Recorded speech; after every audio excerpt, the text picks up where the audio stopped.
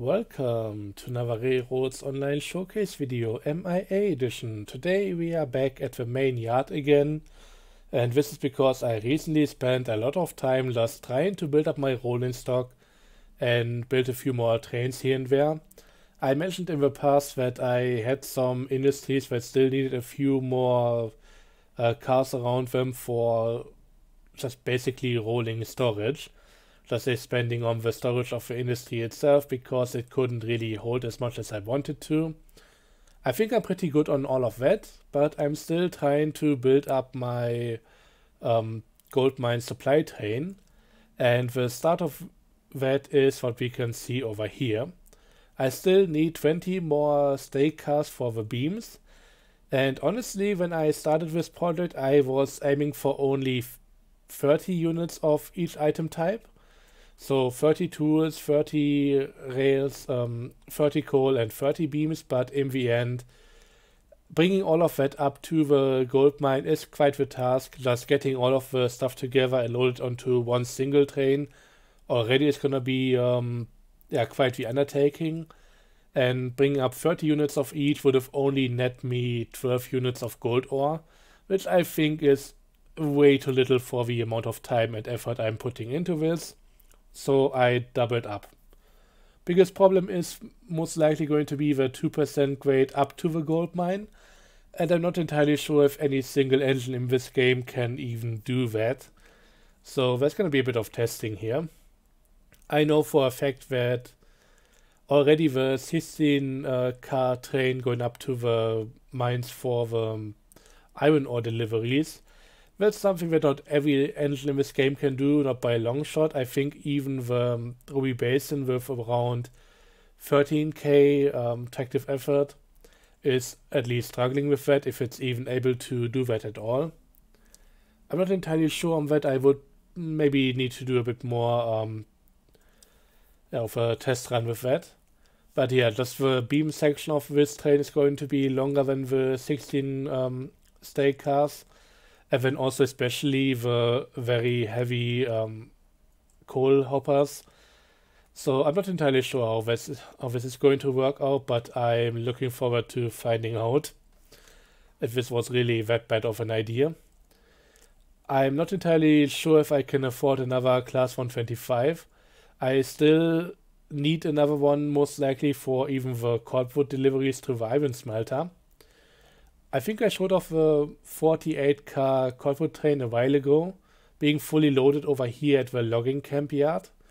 And since then I brought the entire train over the 1% incline up to here, and then just bringing it to the smelter, completely unloading everything, and it now just needs to go back down here, be loaded up again, and then brought back up. So yeah, that's a bit of a task. And that's not something that I could do with Tweency that I still had over here. I ended up using the class 125 for the, that's usually meant for the crude oil train, and even that one struggled. Going up the 1% line to this point, it ended up here with around 5 miles per hour speed.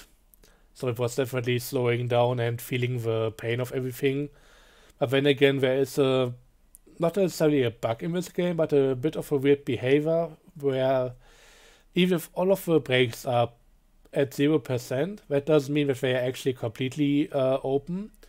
There is a bit of slack in here between 0 and 1% where it can already be slightly pulled.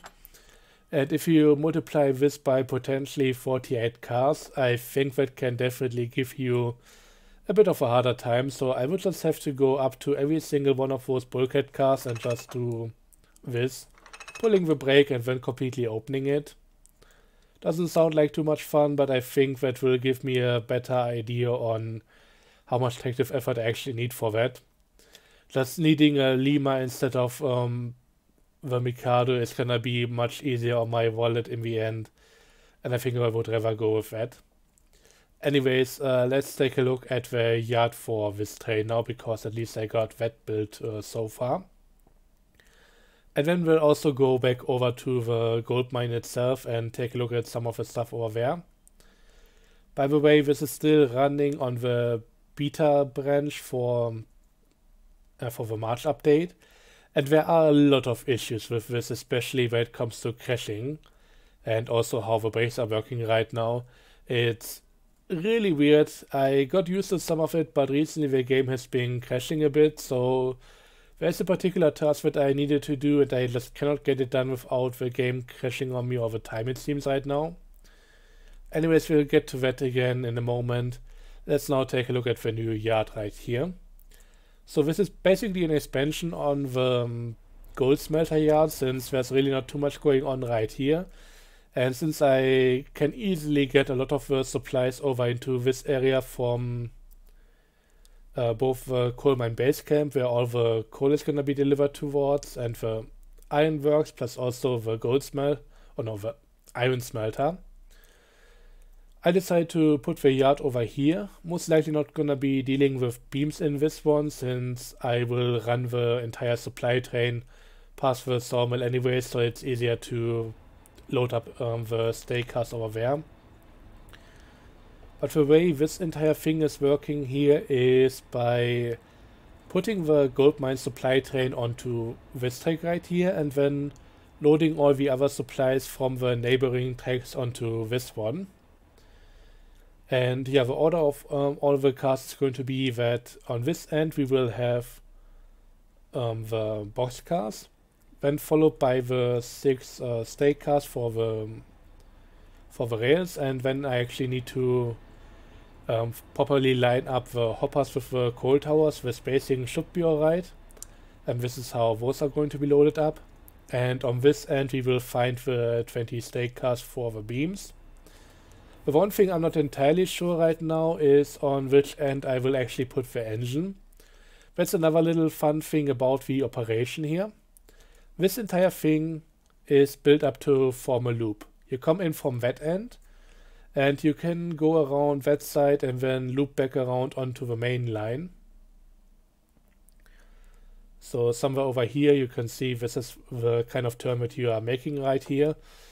And I think that's going to be very convenient to use. However, this is really the only loop in the entire system here, because at the gold mine there isn't enough space for one. I actually need to remove the engine from the rest of the train, turn it around and attach to the back of the train again, so I will have to see how that's going to work. I think I'll do the reordering at the sawmill.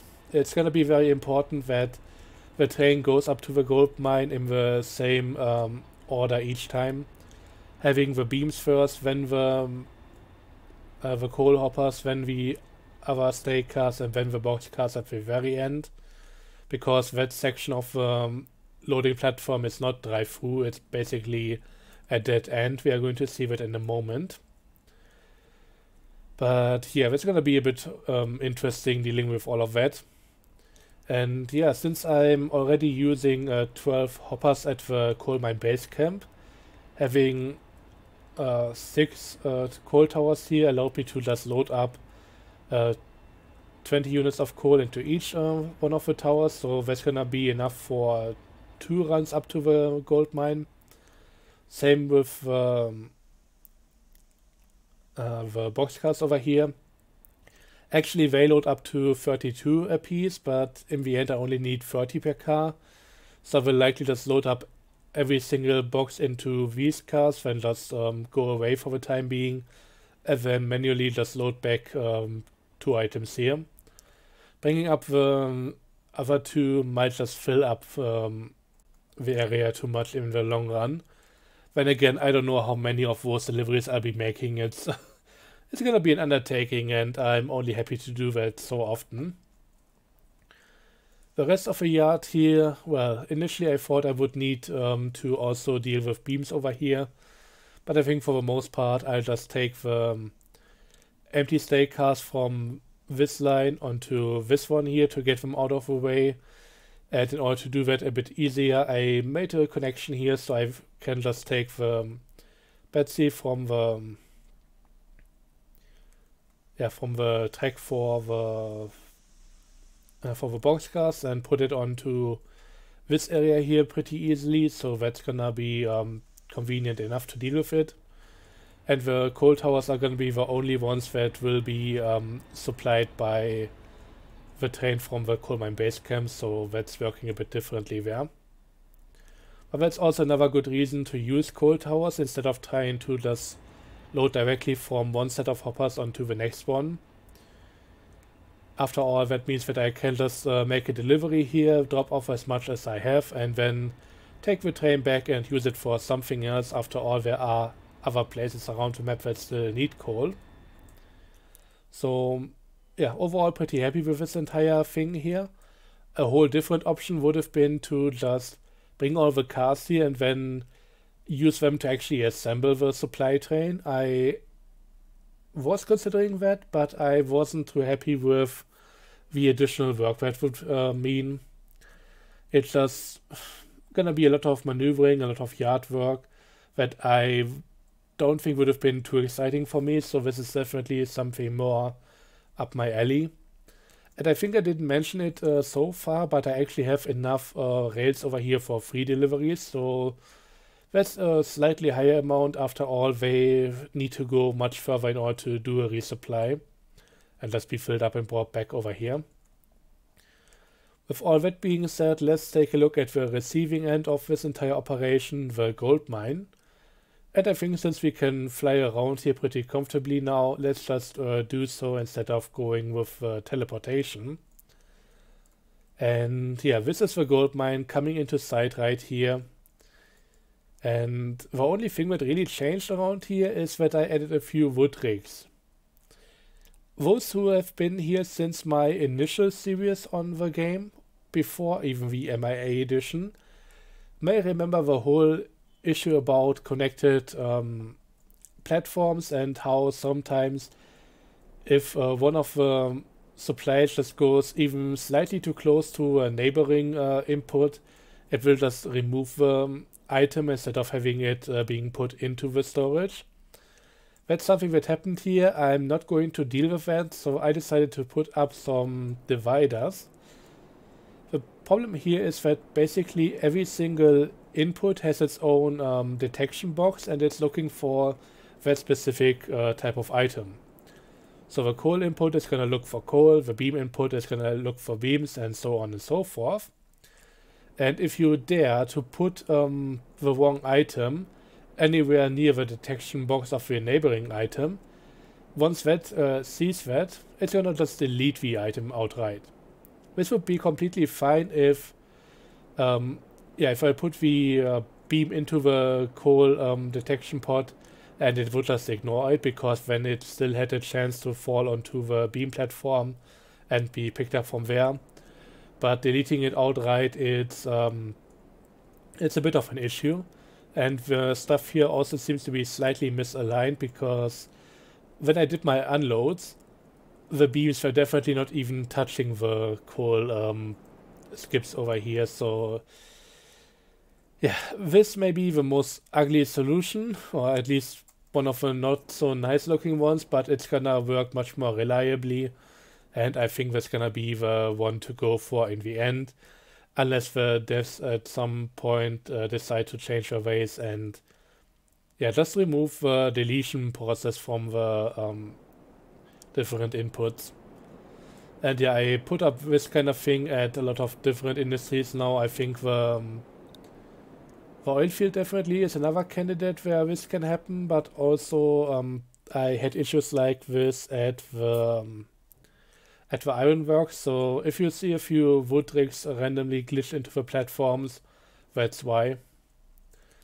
And yeah, this is what I meant about the tools needing to be on one end, just to make use of that little area right here. Unload both of the cars for the both of the boxcars here. Then likely gonna put the boxcars onto this track, unload the rails. Although that platform is a lot longer, so that should be less of an issue. And then I can also unload the coal and then just come back and from the front and bring in all the beams, and that should be alright. I just need sure that the beams are being processed before I unload all of them, because that's the only storage that cannot deliver, or the only storage that cannot take all 60 items at once. So half the beams need to be, or at least a few beams need to be dealt with before the rest come in, which is why I'm gonna be unloading those last. Another thing I want to point out here, and that's bringing me back to the caching issues. So the version I'm on right now is the second hotfix of the beta branch, and the brakes are all over the place. They are so strong that it's very easy to just completely crash your train by pulling a brake to the fullest. You gotta be really careful about that. And it still has a lot of crashing issues because when I try to bring down the hopper train again, two of the climaxes are currently over here. I just had them refilled. Once I brought those down, the game used to crash, and it was another one of those fatal error crashes. I don't think it's too happy with partially pulled brake and going down a slope. Somewhere around here it always just crashed on me, and therefore I couldn't complete that. I'm gonna have to wait for another hotfix in order for that to be dealt with, but right now as it is, yeah, I tried multiple times, it's not working, it's a bit frustrating. So I hope they deal with that at some point soon.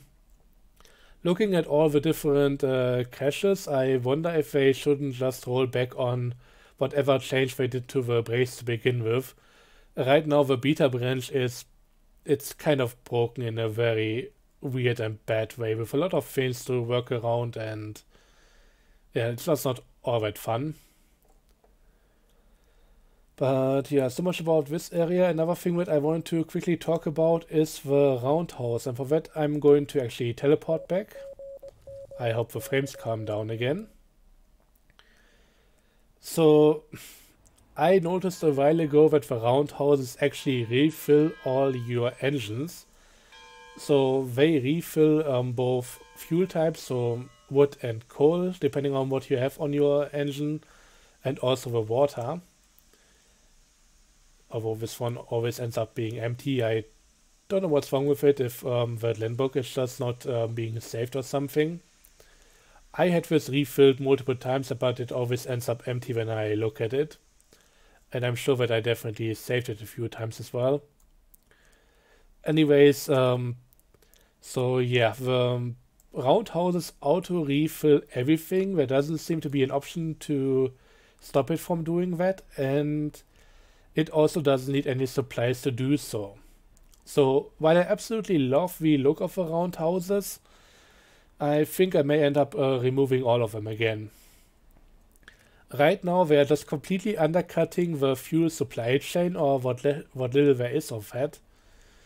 And that's just, it's kinda boring and just making the game a lot more...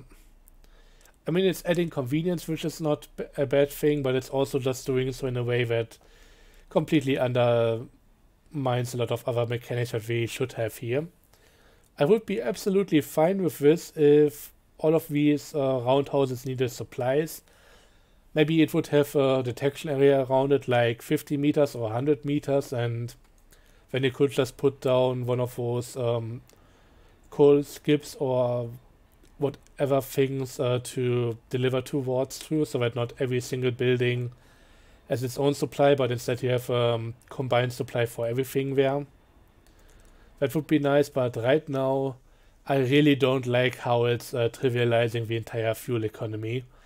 If you have a roundhouse, you can basically now use every single engine indefinitely without ever dealing with wood rigs and coal towers, even getting to the coal mine to begin with, or firewood facilities. This one has been shafted so many times, it's really sad in my opinion. This could be an interesting sub-mechanic, just having to set up all your fuel supplies for the different places all over the map, but right now, just build one of these everywhere you want. They are free anyway, so just build 3 of them, who cares. Every single yard can have them, either if they are going off a cliff or just slightly glitching into the side of a hill. But yeah, there's a difference between convenience and just completely trivializing some of your game mechanics. So let me know what you think about that, but in my opinion, I think it would be better for those to go right now. Again, I love what they how they look. They definitely add to the area, but what they do right now is definitely not for me. Also, weirdly enough, I don't think the other engine houses do that. So if I go for this engine shed, I think this should be the exact same as these ones in terms of how it works, but these are really just decorative buildings. So, yeah, I don't know. But yeah, I think that's gonna be it from my end for this video. Again, it's gonna be a bit more grinding in order to get stuff done. So we're gonna take a while before I have anything else to show you guys. I could theoretically already take the bit of gold ore that I have at the mine and take it over to the stamp mill, but I think I'm gonna have to wait for that until everything else is sorted out. I kind of want to do that industry properly before I go over to the next one, and yeah, it's just gonna take a while. And right now, honestly, with issues of the game just completely crashing and some of the other stuff, it's tough. And let me tell you, one last thing before I really end this video. Just having to deal with the industries potentially wasting resources now, it's a pain. Especially at something like the Ironverse, where you get like 16 toolboxes all the time, but only very few steel pipes. Just trying to keep these somewhat balanced, it was a task and a half. And I want to refill one of my trains that actually took the steel pipes, the one that goes up to the refinery. So that's resupplied now, but it produced so many tools that I didn't want to let go to waste, that I ended up not only filling up the four boxcars over there at the other yard, but also just delivering 4 of those to the freight depot. And I think ultimately they should really fix this and make it the way it was before. Right now this is a major gripe for me, and for what I've seen with the devlogs and all of that, it seems like they are trying to keep it as it is right now, which really is a huge shame in the end. But yeah, I hope for things to get better. I'm not entirely sure they will, and with that I'm gonna close out this video. Thanks for watching. Let me know what you think about all the stuff that I talked about today. Have a nice day and see you guys next time. Bye bye.